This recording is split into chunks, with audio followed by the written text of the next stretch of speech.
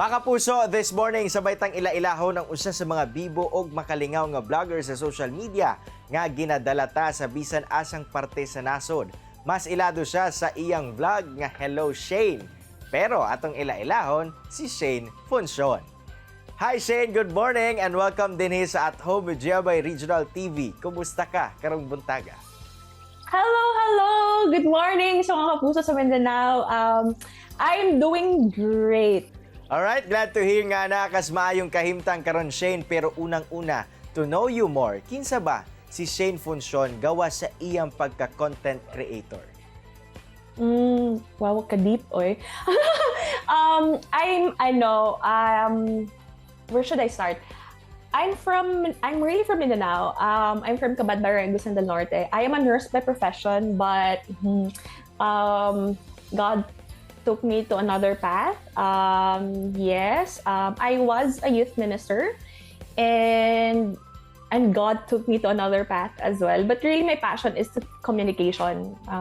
Passion ako mag-storya og tao. Actually, my dream job before was to become a journalist. Karon Shane, paunsa ba nimo nasugdan kining vlog nimo nga Hello Shane? What's the story behind it? Ung unsa pod ang purpose nimo sa paghimo ani? Friend, I'm telling you, budget-friendly ang Baguio. Kailangan mo lang maging wise. Hindi ko ripot, but wise. Really, the bottom, my why is really in creating content is to give inspiration to people, to inspire people to find joy in their lives. That is really my why in creating content. And daghan kay kog na try.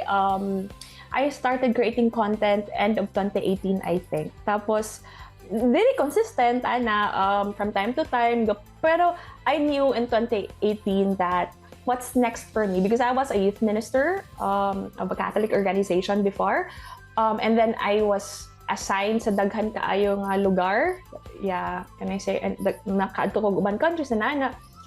But in 2018, kabaw ko na what's next for me is to create content. Kay dugayon kung ko my first love, it's really writing. So kanang ginagamit and I believe in the power of social media. We can make or break. We can make a difference, or we can add to the problem sa kalibutan depending on how we use our social media. But I believe we have the power. Nako Shane, for sure ni adtong nagsugod pa ka, dili gyud sayo ng imong mga naagian. Labi na kung hisgutan nato ang resources. How did you handle it and all those challenges po?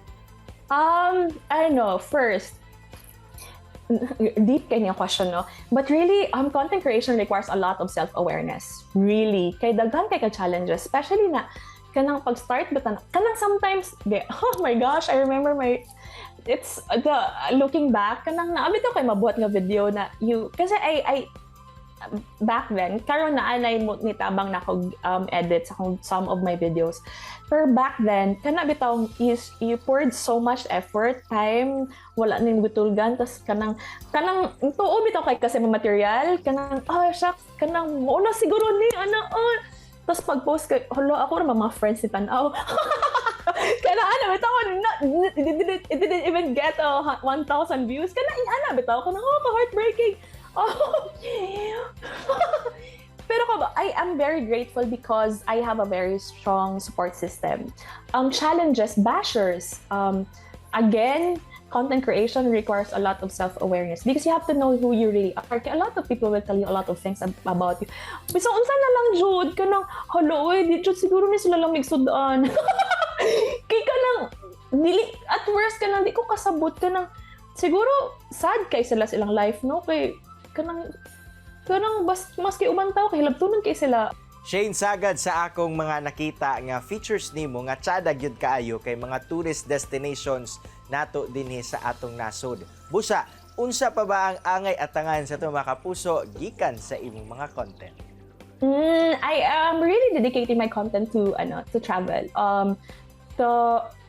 Because of Boracay, because of the people in Boracay, of the locals in Boracay, they helped me find my why in creating content na dako kay epekto if we travel local first. Kay sila magod ka ng mga locals sobra sa naapektuhan sa pandemic and kanang karon ang mga tao kay nag-revenge travel man sila ganan kay mao gawas ana But really for me, I hope we will travel local first.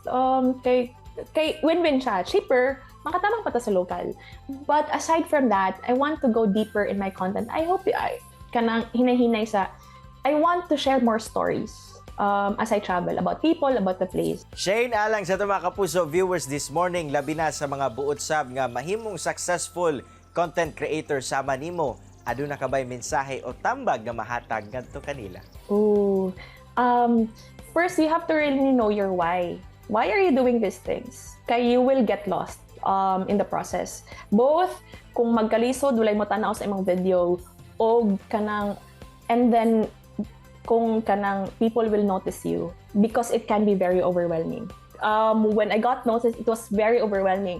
Daghan mo reach out nimo, muhatag nimo offers, ana. So if you really want, if you are sure of your why are you doing this? Then it can help you to keep going. Ana siya. Dagang salamat Shane sa imong time and effort nga gihatag diri sa At Home with GMA Regional TV. More power alang kanimo and keep on inspiring. Thank you so much! Thank you so much for your time. Thank you for having me. Mga kapuso, ayaw balhin og channel kay mo balik pa ang At Home with GMA Regional TV. Kini ang At Home with GMA Regional TV.